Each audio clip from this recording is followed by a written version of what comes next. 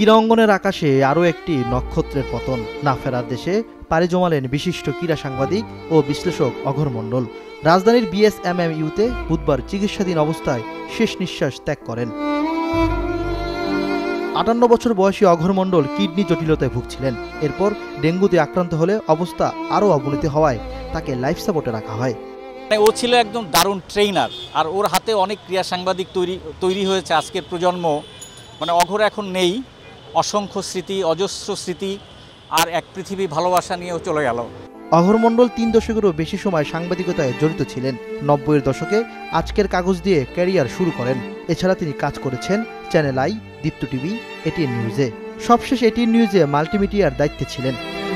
সবার বাবাই সবার কাছে কি থাকে এটা আমার থেকে আপনারা আরো বেশি ভালো জানেন। সবাই অবশ্যই দোয়া করবেন আমার বাবা।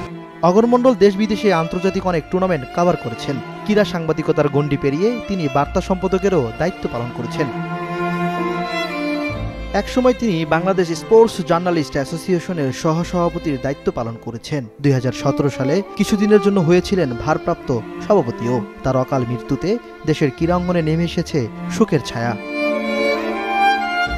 ইমরান হোসেন, নিউজ 24, ঢাকা।